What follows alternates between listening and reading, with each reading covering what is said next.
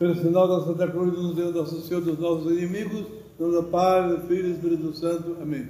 Meus amados irmãos, louvado seja nosso Senhor Jesus Cristo.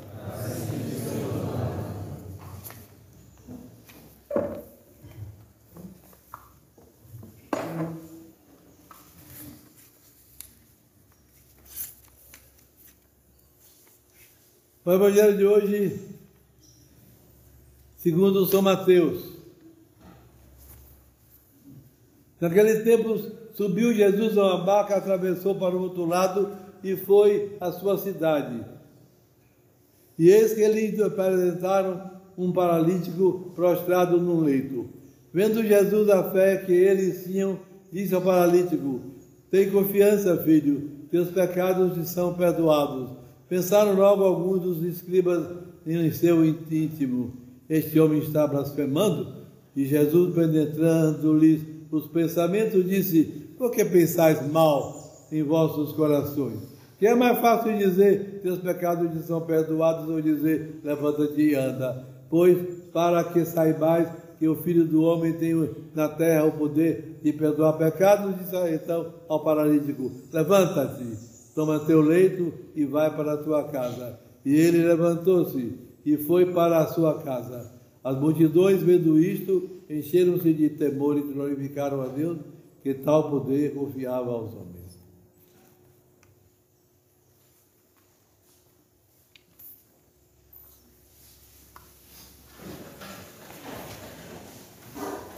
Meus amados irmãos,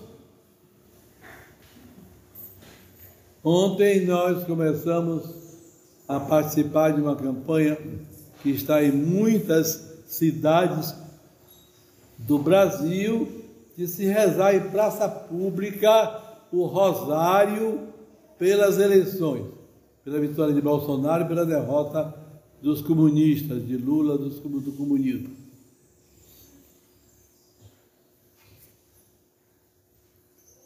Escolhemos fazer, embora eu tenha sabido que uma pessoa, que eu não sei quem é, viu falar na campanha lá em Candeias e organizou também um rosário lá em Candeias. Mas assim, muitas outras cidades do Brasil. Mas eu escolhi, como gosto, a edícula de Nossa Senhora de Fátima, ali em Ondina, no Salvador, onde está uma imagem que veio de Portugal, e a gente sabe que Salvador se consagrou em Imaculada Conceição de Maria. Aquela imagem está lá, e está direitinha, cuidada, zelada, e nós fomos para lá, umas 50, talvez, pessoas, não é? Estavam lá, muitos dos nossos daqui, mas também pessoas que passaram e ficaram, inclusive, depois de tudo, depois que terminou o Santo Rosário, cantamos hinos, etc., daí Nossa Senhora, etc., veio, por exemplo, uma senhora de lá da paróquia mesmo, paróquia da Ressurreição, ali mesmo, território da paróquia, e disse: eu sou da paróquia da Ressurreição. Passei, vi e fiquei, e gostei muito, e sábado eu virei de novo. Assim, outras pessoas que passaram e ficaram, graças a Deus.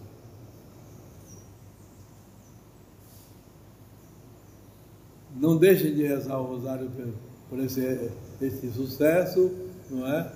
Há grandes esperanças de que o presidente seja reeleito, não é? Ainda ontem mesmo, uma pesquisa Paraná, que é mais digna de confiança, declarou que pesquisou em São Paulo, havia 11 pontos de Lula, de Bolsonaro na frente de Lula, e no Rio Grande do Sul 14. E eu vi um pronunciamento interessante do governador do Pará, dizendo: é a luta do bem contra o mal. E no Pará, Bolsonaro ganhou mais de 70%, há de ganhar pelo menos 90% agora no segundo turno. Bom, cada um tem o dever de votar, ninguém deixe de votar porque não quer votar, Ninguém faça isso. Vote do presidente. Ele não é um homem perfeito, mas tem sinais muito claros de que Deus o escolheu. Hoje ele é certamente o presidente da República mais famoso no mundo. No mundo. Sem dúvida nenhuma. E tem elevado a situação do Brasil cada vez melhor. Cada vez melhor. Então, é um dever votar nele, um dever grave. Grave. Depois, se cada um tem conhecidos, amigos, parentes que votem em Lula, tentem tirar da cabeça deles essa ideia maligna. Tentem, façam algum esforço, rezem e procurem obter. Eu tenho conhecimento de pessoas, parentes conseguiram, já no primeiro turno, gente que ia votar em Lula e mudou. Quanto mais, melhor.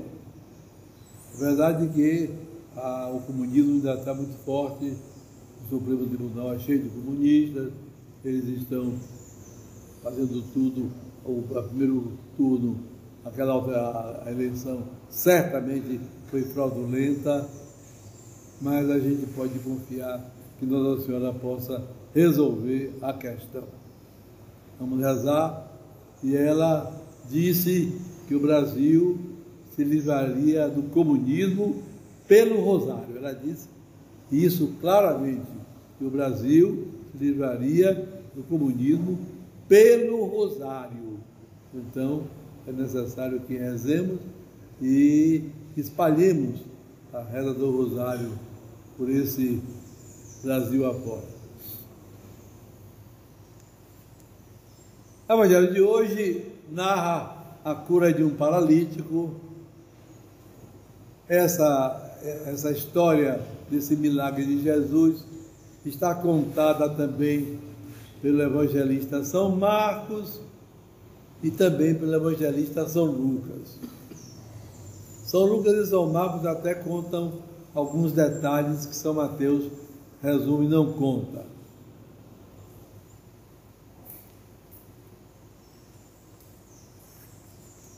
São Mateus fala de uma viagem que Nosso Senhor fez com os apóstolos na direção da cidade que era chamada a cidade dele, Cafarnaum, não porque ele tivesse nascido lá, mas porque durante os anos em que ele pregou, ele tomou Cafarnaum como sede, onde ele vinha, descansava um pouquinho e retomava a pregação.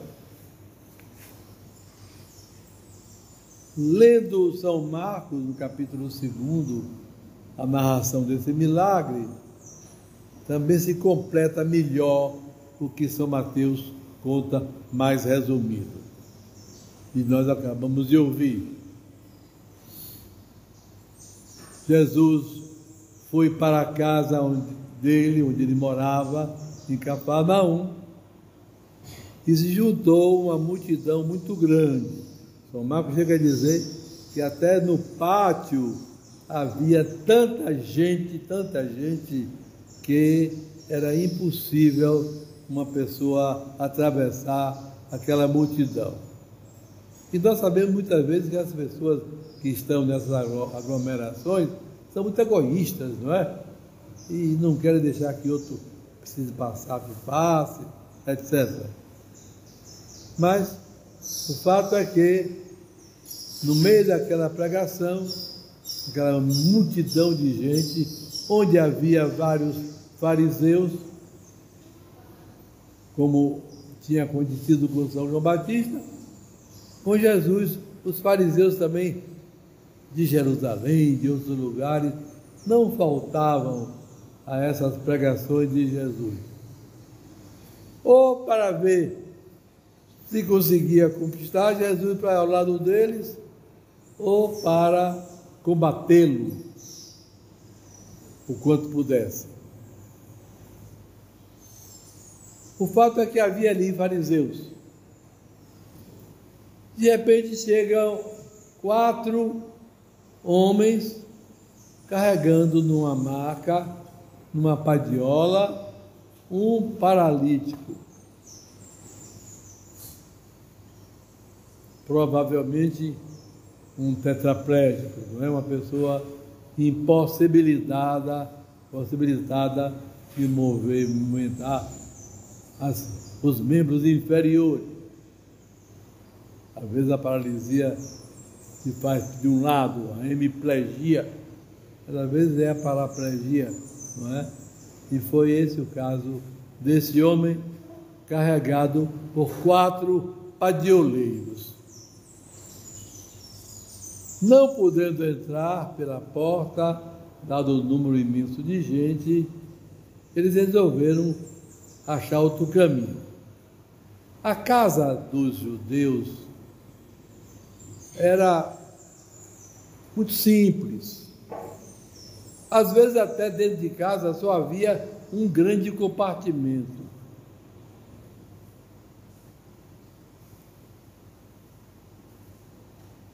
A maior parte das casas eram só o térreo, não tendo um segundo andar.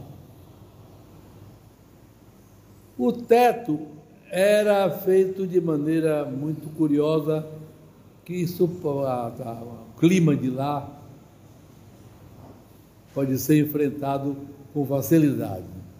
Colocavam toros de madeira em cima, atravessavam com galhos e folhagens em sentido transversal e depois cobriam com barro cozido ou outros recursos assim que eram comprimidos, e com o sol ficava uma coisa dura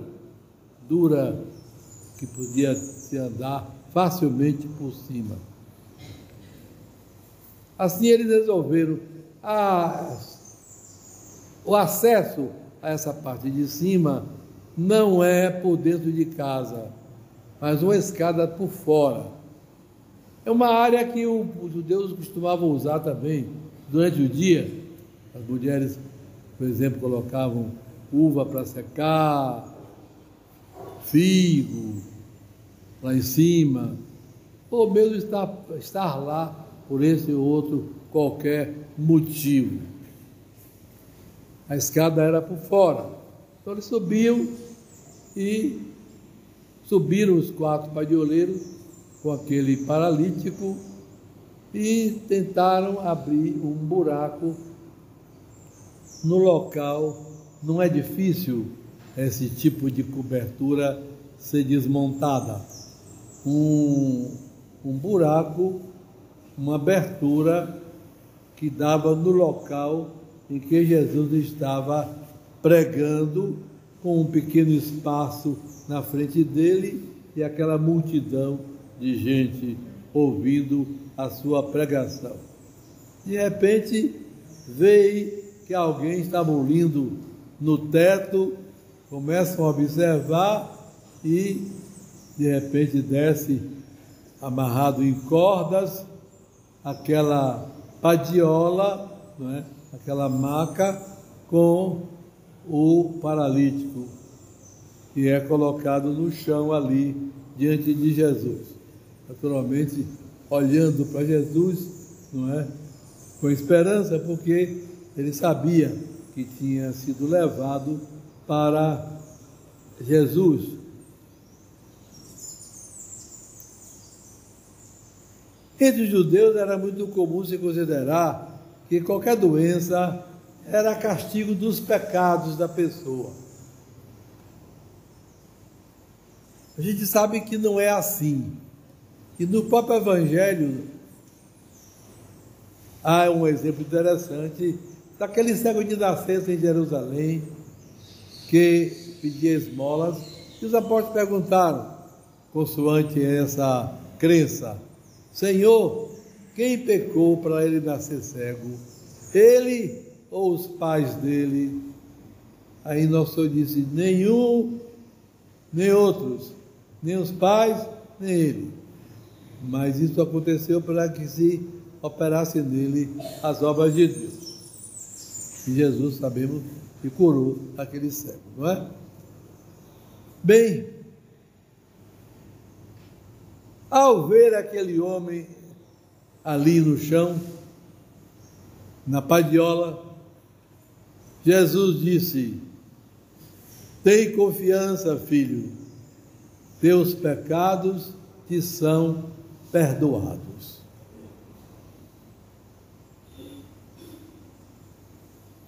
É uma coisa muito marcante, meus irmãos católicos, que o católico deve estar atento à precisão dos necessitados.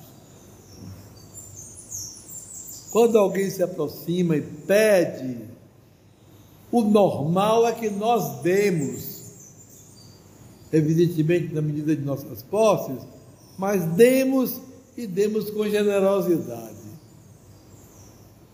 Eu achei até interessante que essa noite eu sonhei que chegava um rapazinho louro junto de mim me pedindo esmola.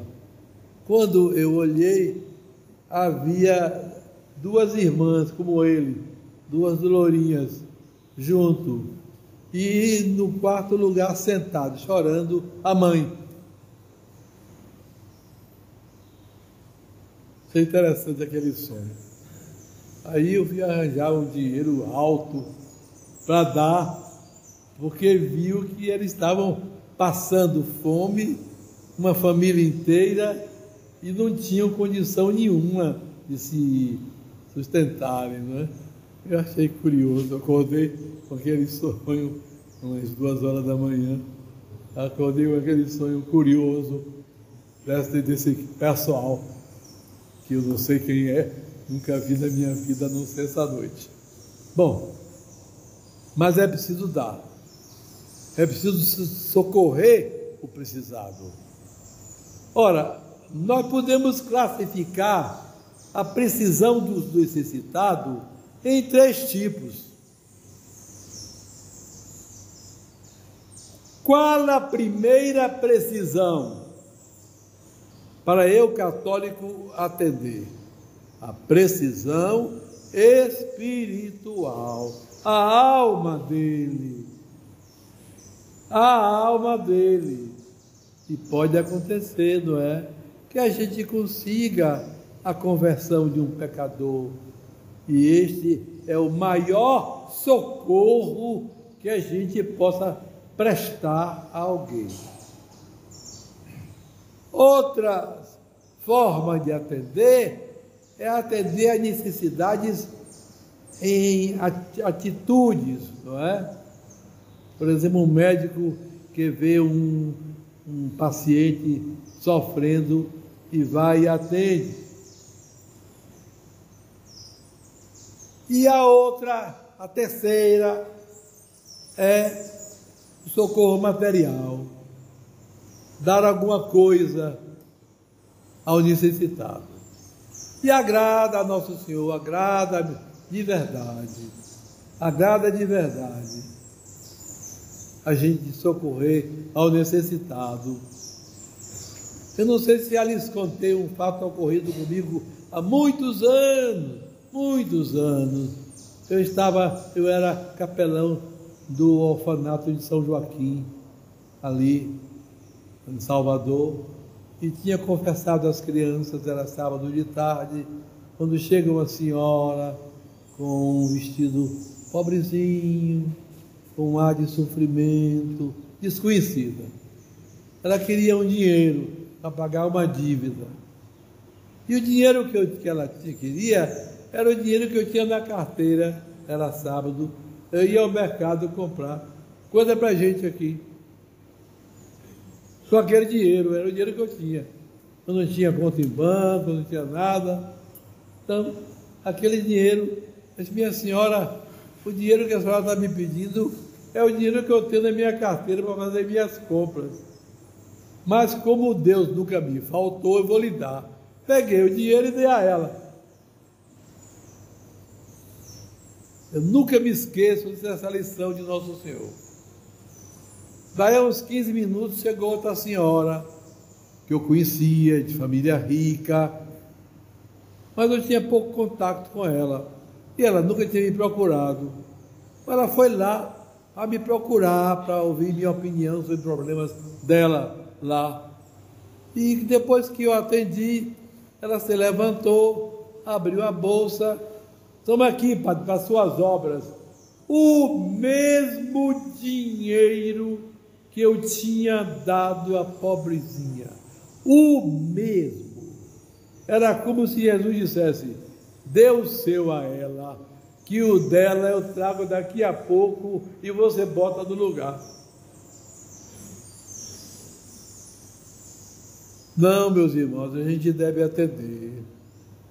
A gente deve fazer o possível para atender. Primeiro, para a alma. Segundo, nos serviços que a gente pode prestar a alguém que está necessitando. Terceiro, materialmente, com alimento, com isso, com aquilo outro, que a gente possa fazer, mesmo com dificuldade de nossa parte.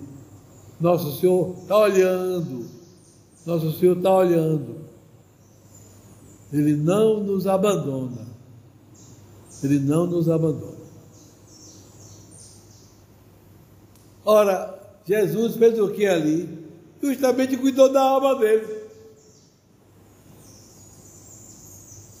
Jazia o homem ali deitado, e Jesus: tem de confiança, filho. Os teus pecados estão perdoados.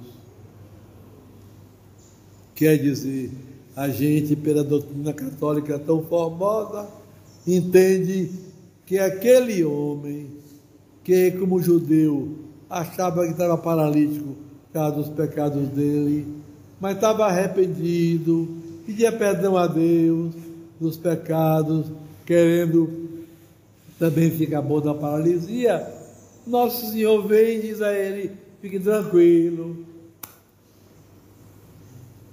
estou lhe perdoando os pecados. Os fariseus, então, não disseram nada porque estava pertinho de Jesus, mas ficaram pensando: ele está blasfemando, porque só Deus pode perdoar. Ah, fariseu estúpido, você não sabe o que está diante de Deus. E era Deus que estava perdoando. Pronto, o principal estava feito. Ainda que aquele paralítico voltasse para casa, paralítico, o principal estava feito, porque não há nada melhor do que o perdão dos pecados, não é? E Nosso Senhor, sendo Deus, podia perdoar pecado. E na igreja dele, ele faz essa coisa grande, dá a seus sacerdotes o poder de perdoar pecados, não é? Vim do confessionário nesse instante. A quantas pessoas eu atendi, não é? A quantas pessoas eu atendi perdoando os pecados? Quem sou eu? Mas Ele me deu esse poder. Eu tenho esse poder. Preciso respeitar muito esse poder, não é? De perdoar o pecado dos outros. Não é? Um padre não pode perdoar os pecados dele mesmo, se ele tiver pecado. Tem que procurar outro padre para pedir perdão.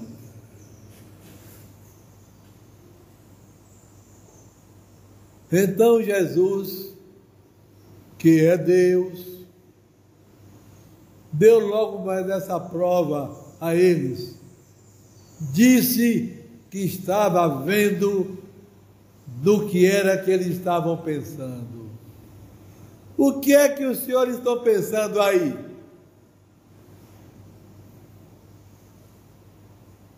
O que é mais fácil? Dizer teus pecados te são perdoados, ou dizer levanta-te, toma a tua maca e vai para casa? Evidentemente que curar um doente é um poder de Deus. Perdoar pecado é um poder de Deus. Então ninguém vai achar que para Deus isso é mais fácil do que aquilo, que tudo Deus tudo pode, não é? Para ele era uma coisa, porém para eles podia parecer diferente, porque Jesus, em que eles não acreditavam que fosse Deus, ao dizer teus pecados estão perdoados, eles não acreditando, podiam achar que não estavam perdoados. Não havia nenhum sinal externo demonstrativo de que estava perdoado.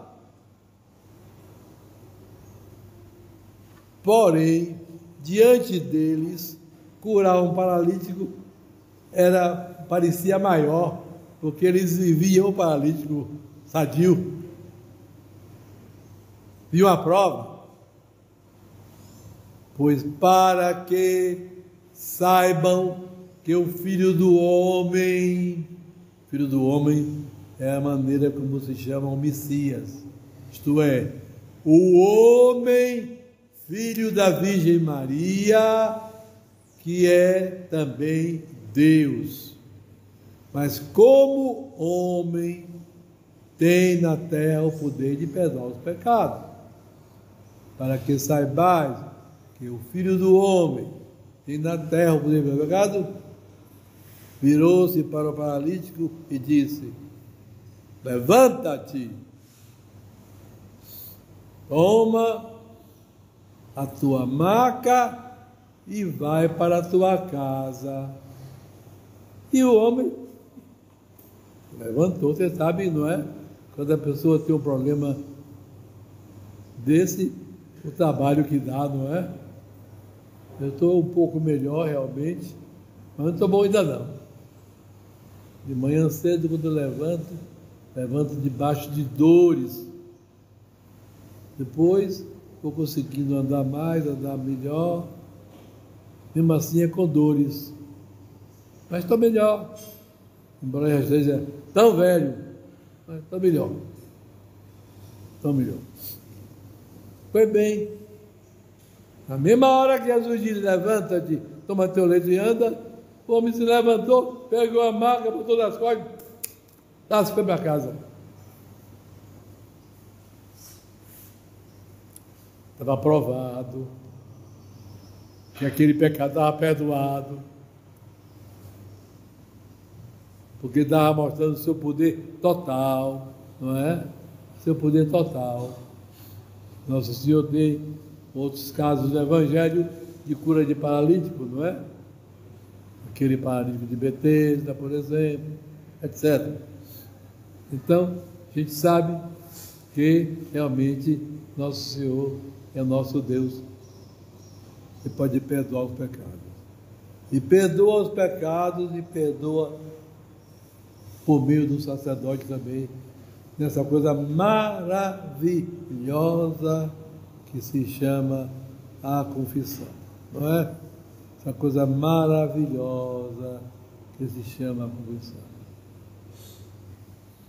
Qualquer pecado que o pecador esteja arrependido, ele pode alcançar o perdão.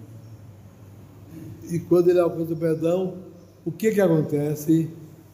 A mancha do pecado é retirada, a alma é lavada no sangue de nosso Senhor, através do arrependimento, não é, meus irmãos? E do perdão que a pessoa recebe. Arrependimento, que a gente sabe, não é? São dois tipos de arrependimento. O imperfeito, chamado atrição, e o perfeito, chamado contrição.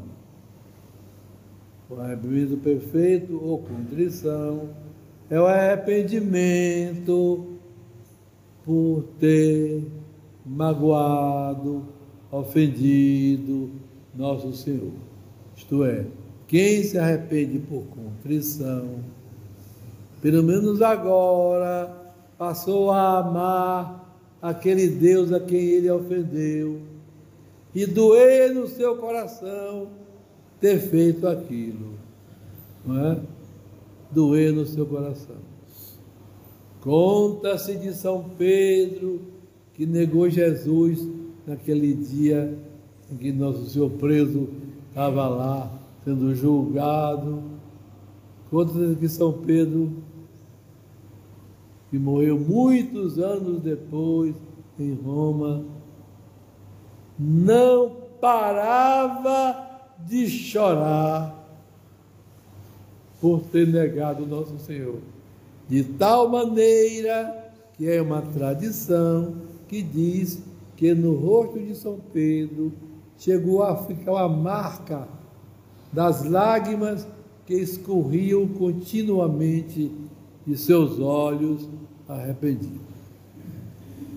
Nós sabemos que a contrição tem uma força muito grande, que quem se arrepende por amor de Deus de ter pecado,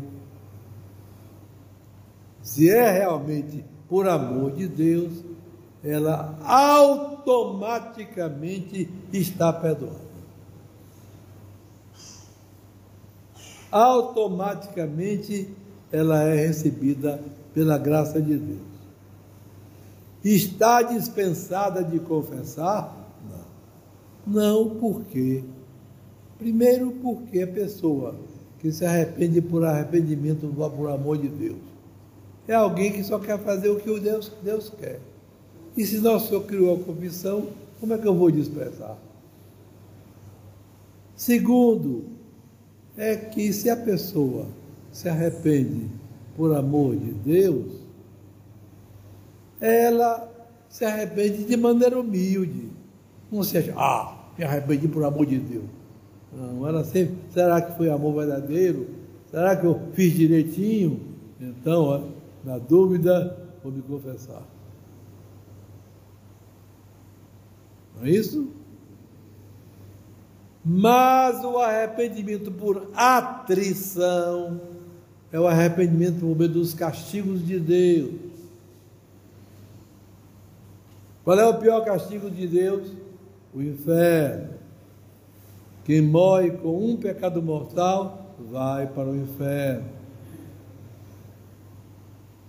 Então alguém se arrepende porque ela não quer ir para o inferno e não quer mais pecar. Esse arrependimento é por atrição. É um arrependimento imperfeito. Está perdoado? Não. Mas se ela se confessar, está perdoada? Está. A confissão perdoa também arrependimento por atrição. Quem se arrependeu por atrição, está perdoado. Assim, sabemos como fazer uma confissão. Cuidadosa. O padre tem o dever de tirar dúvidas sobre a gravidade do pecado.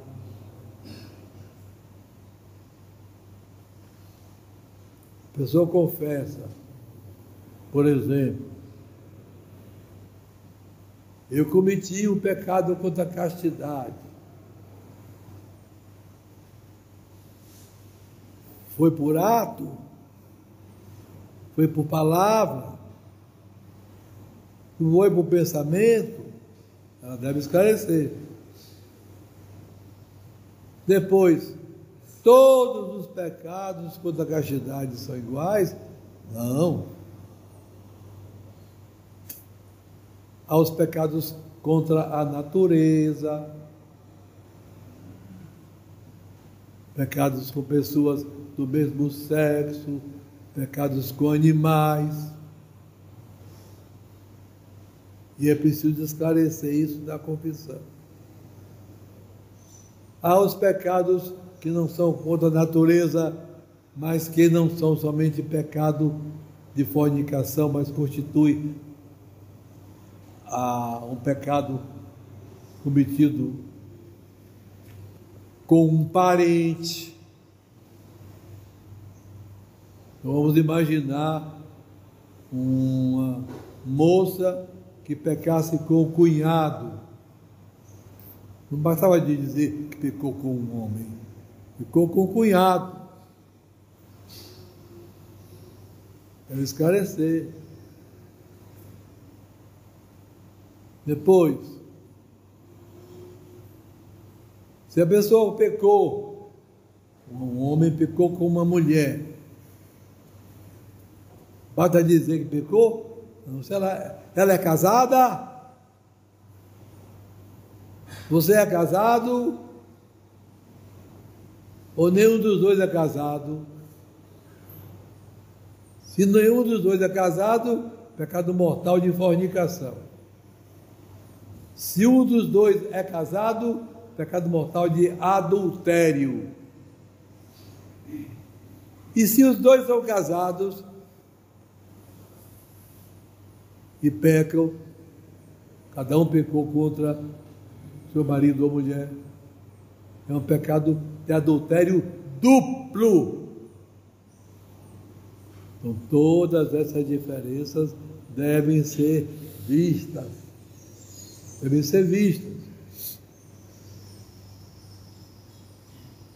Conversas imorais, xingamentos imorais,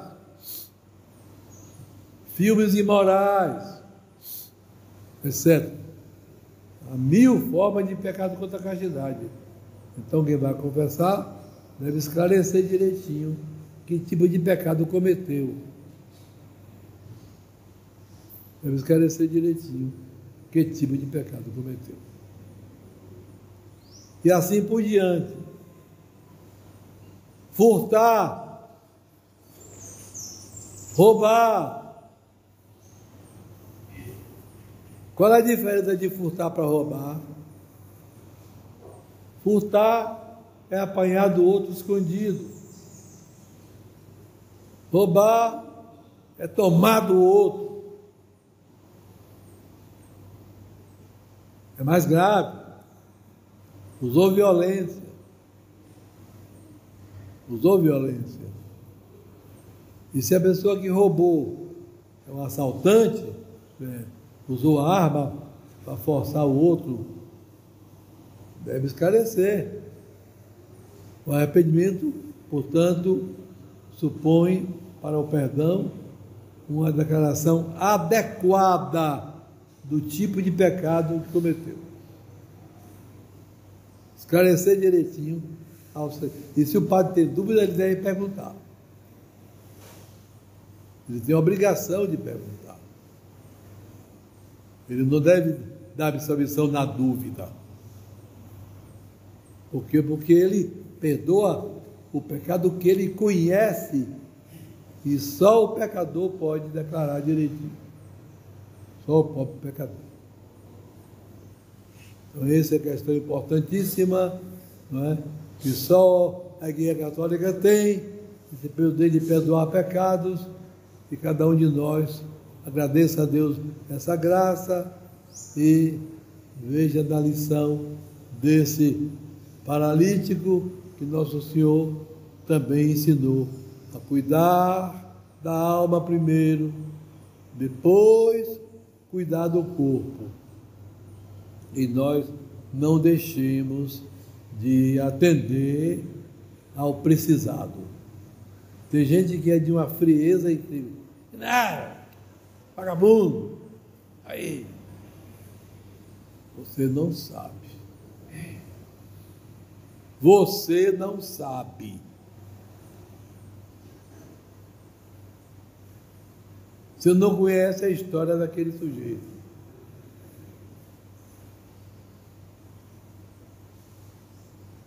a não ser que você soubesse que a pessoa que pediu vai usar mal.